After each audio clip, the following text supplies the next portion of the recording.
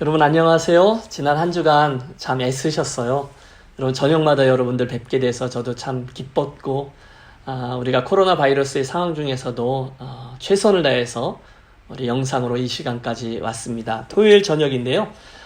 지난 한 주간 또 여러분 뵐 수 있어서 참으로 기뻤고 또 함께 기도할 수 있어서 참 좋았습니다.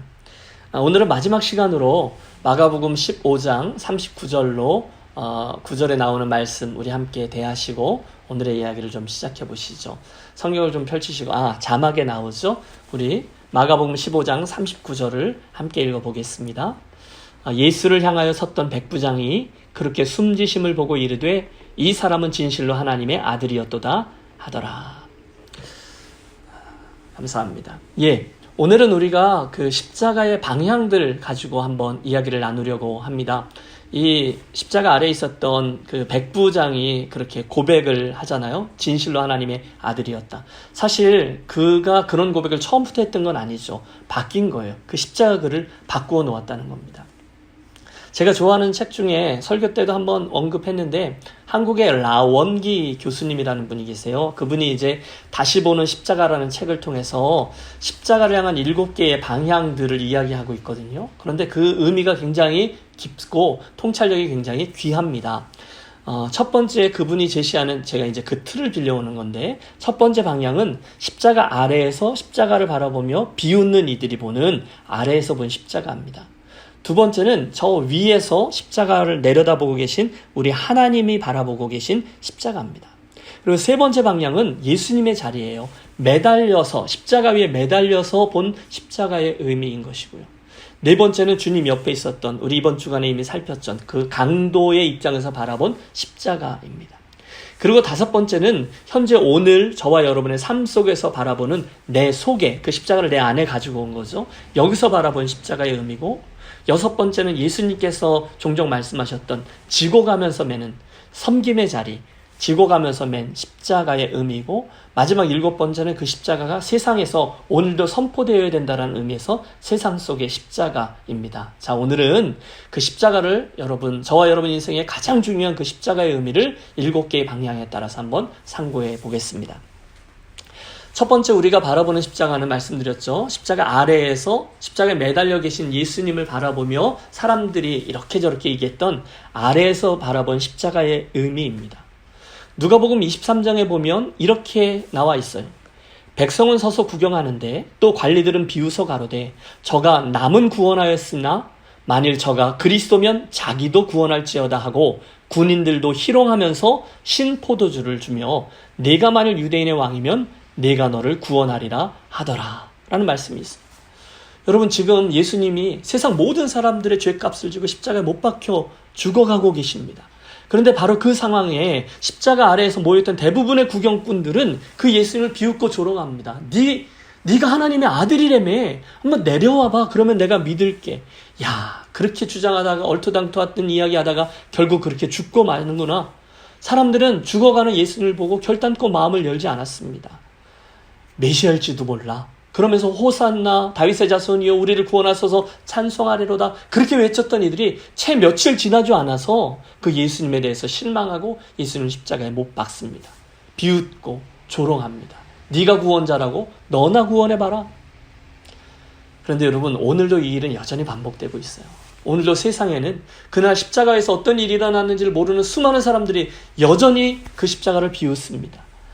야, 그게 말이 된다고? 힘없이 그 나무 형틀에서 죽어간 그 사형수 말이야. 그가 나를 구원한 하나님의 아들이라고? 그걸 믿는다고? 정말로 미련하고 어리석은 이야기 아니야? 여러분 그게 오늘도 세상 사람들이 가지고 있는 십자가에 대한 생각이에요. 우리 저 유명한 고린도전서 1장 18절의 말씀을 압니다. 십자가의 도가 멸망하는 자들에게는 미련한 것이요 구원을 얻는 우리에게는 하나님의 능력이라. 그들은 미련한 것으로 본다는 거예요. 맞습니다, 여러분. 십자가는 세상 사람들이 볼 때 아래에서 본 십자가의 의미죠. 세상에 미련한 것이었습니다. 두 번째, 그런데 우리들의 시선을 위로 올려서 하나님 아버지의 입장에서 그 아래 그 아들이 매달려 죽어가고 있는 십자가를 바라볼 때의 의미를 한번 생각해 보시죠. 여러분 도대체 하나님은 왜 이렇게 끔찍한 십자가에 자기 아들을 내주셔야만 했을까요? 그 답은 바로 하나님의 공의 때문이었습니다. 뭐라고요? 하나님의 공의요. 예, 그분에게는, 거룩하신 하나님에게는 죄가 함께 설 수 없어요. 당신은 거룩한 분이기 때문에 그 죄에 대한 진노를 반드시 해결하셔야만 했습니다. 그분은 죄를 심판하셔야만 돼요. 만약에 그 죄를 그냥 놔두면 그분의 하나님 되심을 포기하는 것이죠. 바로 여기서 하나님에게도 이 십자가가 필요하다는 분명한 결론이 도출됩니다.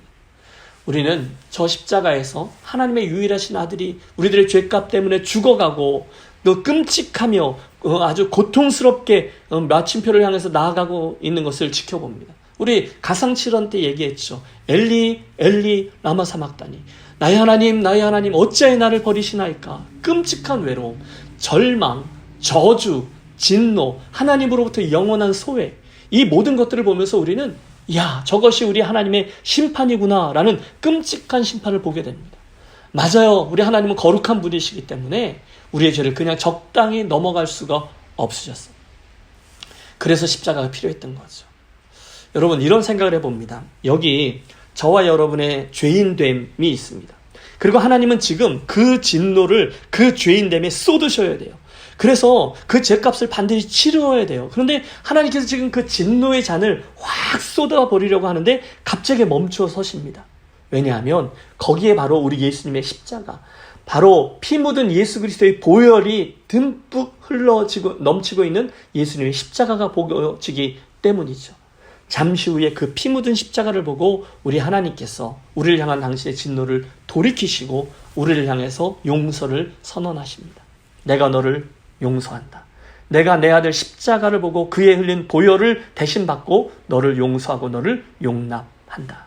여러분, 이것이 하나님의 공의입니다. 그 순간 그 예수님의 보혈이 하나님의 공의를 만족시켜 주셨습니다.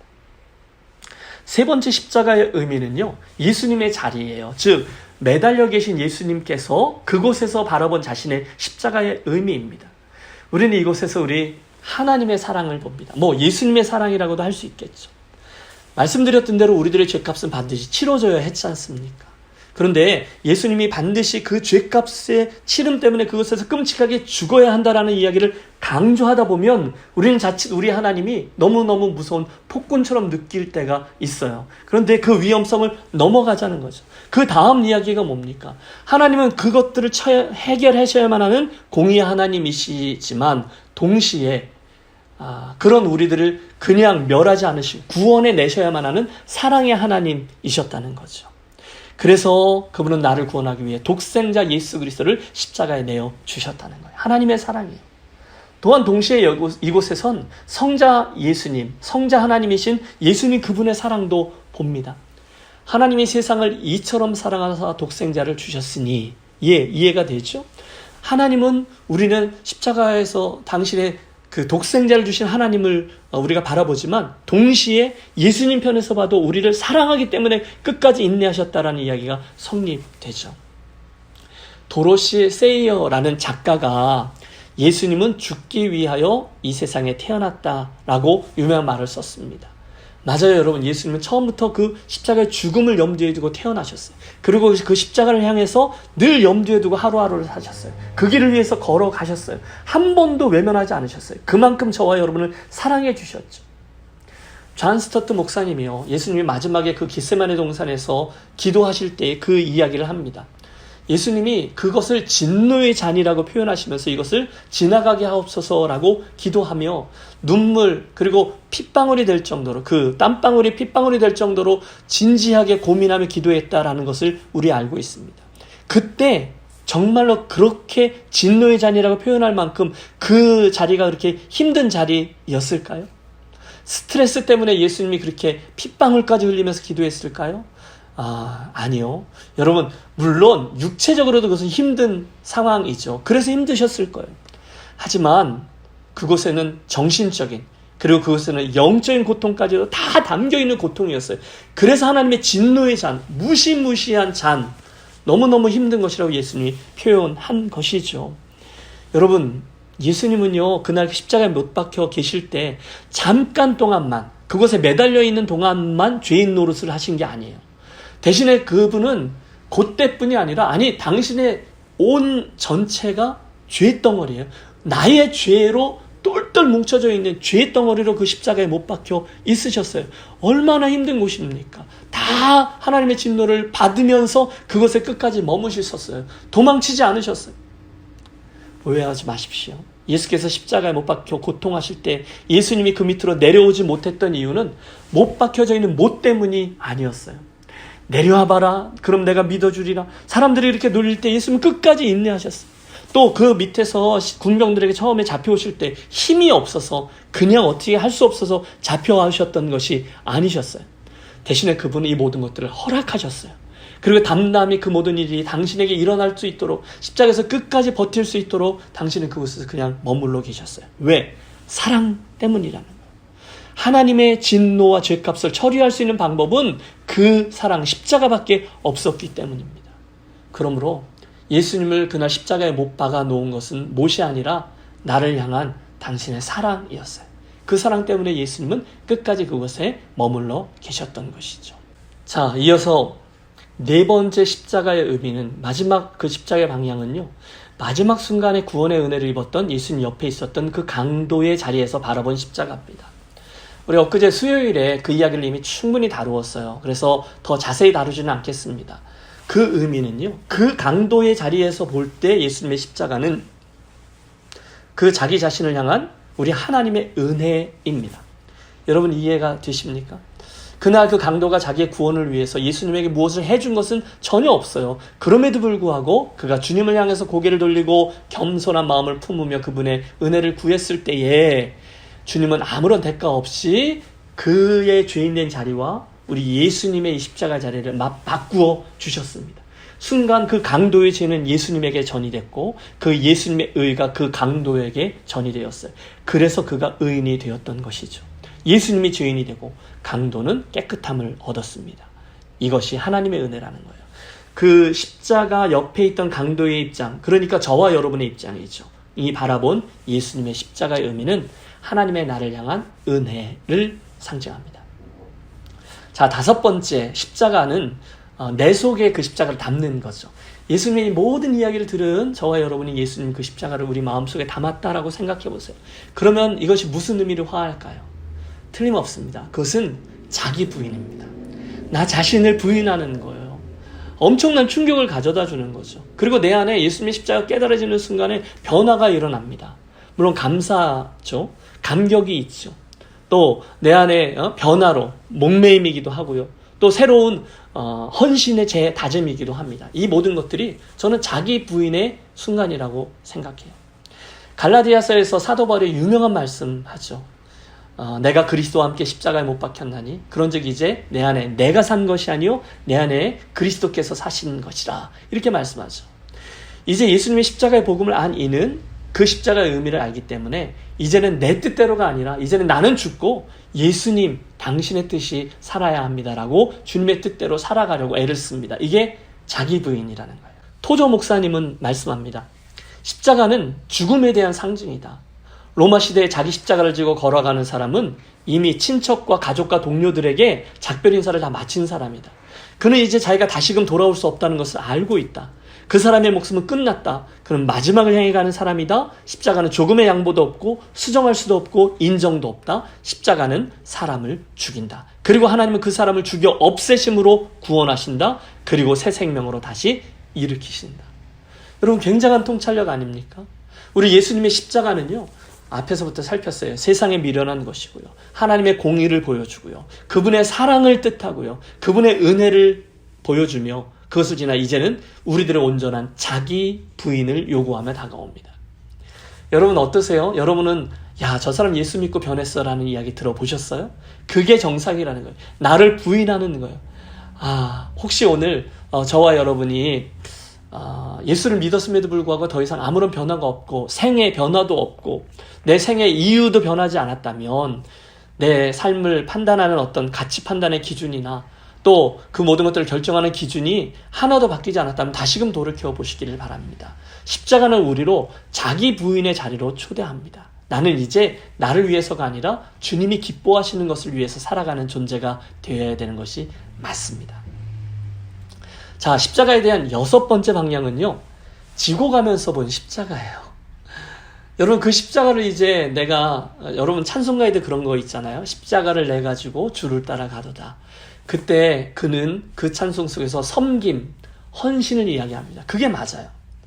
여러분 그 골고다 언덕을 향해 올라가는 예수님은 십자가에 못 박히시기 전에 그 십자가를 지셔야 됐죠. 그러면서 우리에게 말씀하세요. 이제부터는 자기 십자가를 주고 나를 따라와야 될 거야. 맞아요, 여러분. 십자가는요, 소풍지도 따라가는 게 아니에요. 십자가를 지고 따라가는 이들의 퍼포먼스가 있는데 맨 밑에다가 바퀴 달잖아요. 그건 십자가가 아닌 거죠. 대신 십자가에는 섬김과 희생과 헌신이 따라온다는 거예요. 제가요, 목회하고 한 23년쯤 되었을 때 처음으로 성지 학습 여행을 떠났어요. 얼마나 각오하고 떠났겠어요. 다 배워와야지. 하나하나가 다 아까운 거예요. 그런데 이제 아직도 잊혀지지 않는 장면이 베들레헴이었어요. 거기가 팔레스틴 사람들이 이렇게 자치구 같아서 유대인들보다 팔레스틴인들이 중심이 된 그런 도시인데 수없이 많은 팔레스틴의 꼬맹이들이 그렇게 장사를 하는 거예요. 뭐 여기다 다 감고 목걸이며 뭐 십자가며 뭐 이런 뭐 필이며 이런 거 갖고 와서 기회만 있으면 다가와서 이렇게 얘기를 하는데요. 갑자기 그 사람들의 말이 들려요. 이렇게 말했습니다. 싸다 1달러, 싸다 1달러, 싸다 2달러. 그 한국 발음이 너무너무 좋은 거예요. 그런데 그 중에 십자가도 많이 있는 거예요. 예쁘게 생긴 거, 크게 생긴 거, 투박하게 생긴 거. 그런데 이 사람들이, 꼬마들이 버스가 서 있을 때까지는 다 2달러예요. 뭐 5달러예요. 그런데 이제 버스가 거의 떠나려고 그러는 분위기가 되면 무조건 와서 싸게 파는 거예요. 그냥 갑자기 1달러가 되는 거예요. 십자가들이, 어느 목사님 보셨대요. 그 거리 중에 십자가들이 쭉 파는데 그 밑에 한국말로 써 있대요. 십자가 싸게 팝니다. 이렇게요. 어떻게 보면 오늘날 많은 그리스도인들이 십자가를 이렇게 싸게 여기고 있지는 않는가 한번 돌이켜 봅니다. 예수님이 베풀어 주신 구원과 축복에 그렇게 관심이 많아요. 그건 좋아요. 그러나 그분이 얼마나 큰 희생을 통해서 그 십자가를 우리에게 주셨는지는 별로 관심이 없습니다. 그리스도를 위해서 드리는 헌신, 그리스도를 따르기 위해서 치러야 되는 대가 무관심해요. 그래서 독일의 신학자인 본회퍼가 저 유명한 값싼 은혜 이야기를 한 것이죠. 혹시 여러분 어떠세요? 혹시 나는 예수를 믿을 때 예수를 믿음으로 말미암아 얻게 되어지는 축복과 이득에는 관심이 많지만 제자가 되는 것, 그래서 십자가를 지고 따르는 것에는 관심이 별로 없는 사람이라면 나는 혹시 값싼 은혜를 붙잡고 사는 사람일 수 있습니다. 오늘 저와 여러분은 자기 희생, 자기 부인이 자리하고 있습니까? 예수를 믿기 전과 예수를 믿은 후에, 또는 철들기 전의 모습과 예수 믿고 철든 후의 모습에 자기 부인의 모습이 없다면, 주님이 기뻐하시는 것이 무엇일까를 고민하는 흔적이 없다면, 우리는 이번 기회에 다시 한번 지고 가면서 본 십자가가 섬김과 희생의 의미라는 것을 돌이켜보셨으면 좋겠습니다. 자, 이제 마지막이네요. 십자가의 마지막 방향은요, 세상 속의 십자가입니다. 지금도 저 세상 속에 우뚝 솟아있는 저 십자가가 가지고 있는 의미예요. 다름 아닙니다. 복음입니다. 이것이 구원의 길이라는 거예요. 아무리 너희들이 나를 이렇게 저렇게 이야기하고 마음대로 이야기를 해도 이 세상에서 이 십자가 외에는 구원의 길이 없다. 맞습니다. 그게 십자가의 메시지인 거죠. 오늘날 너무도 많은 교회들이 부족한 모습을, 너무 천박한 모습을 보이고 있습니다. 우리들의 모습으로 십자가의 의미를 제대로 나타내지 못해서 있는 안타까움과 부족함들이 너무 많아요. 맞죠? 그런데 놀라운 것은 그럼에도 불구하고 오늘날 세상을 향한 하나님의 대안은 십자가뿐이에요. 그 십자가를 품고 있는 교회뿐입니다. 아무리 세상 사람들이 뭐라 해도 저와 여러분과 교회는 이 세상 속에서 이 십자가 이야기를 계속해야 될 사명이 있습니다. 내가 복음을 부끄러워 아니하노니 이 복음은 모든 믿는 자들에게 구원을 주시는 하나님의 능력이 됨이라. 맞습니다.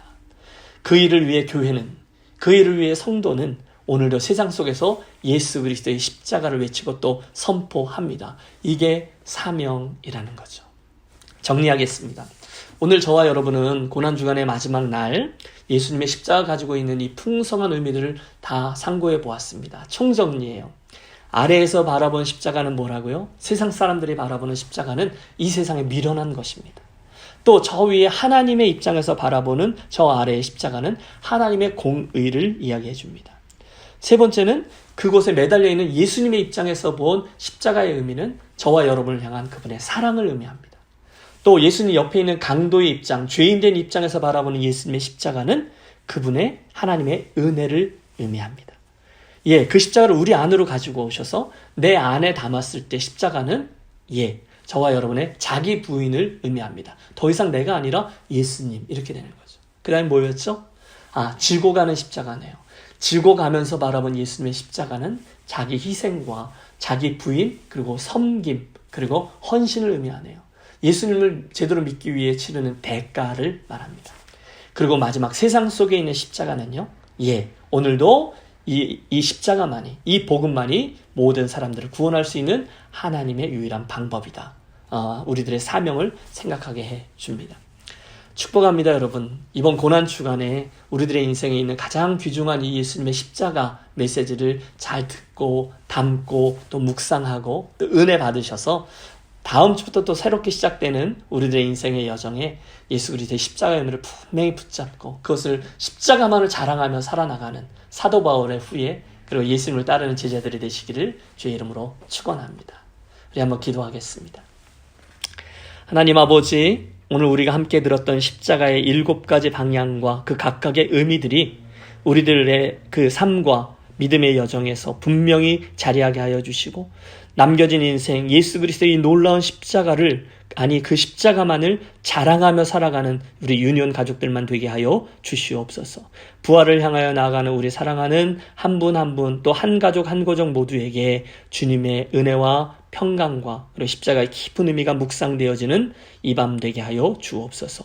존귀하신 주 예수 그리스도 이름으로 기도하옵나이다. 아멘. 이상으로 말씀을 나누고요. 오늘도 찬송과 함께 우리 잠깐 기도하는 시간을 갖겠습니다. 오늘은 우리 교회를 위한 기도 같이 하려고 해요. 특별히 우리 교회에서 오늘은 우리 어르신들, 특별히 연약하신 분들을 좀 담고 기도하겠습니다. 1전도회, 2전도회, 3전도회 우리에게 주신 보배와 같은 신앙의 선배님들을 위해서 함께 기도해 주시기를 부탁드리고요. 소그룹들을 위해서 기도하실까요? 우리가 속한 사랑팀, 우리가 속해 있는 전도회, 하나님 그 그룹들마다 하나님 우리들을 좀 지켜주시고 이들이 활발히 주님을 향한 믿음의 동지로 함께 끌어주고 또 밀어주고 하면서 가는 좋은 그룹들 되게 해주십시오. 기도하겠습니다. 세 번째 선교지를 위한 기도는요. 우리 교회가 파송한 파송 선교사님들 4가정을 좀 마음에 담고 기도하겠습니다. 아프리카에 있는 곽여경 선교사님, 또 인도에 계신 이승용 선교사님, 그리고 또 우리 네팔에 가 계신 유승재 선교사님, 죄송합니다. 유승재 선교사님 가정, 그리고 또 인도에 또 계시죠. 우리 쌩리 선교사님, 우리 4가정의 파송 선교사님들 우리 마음에 담고 마지막으로 한 번 더 기도하고 부활의 아침을 향해서 나아가겠습니다. 기도하겠습니다.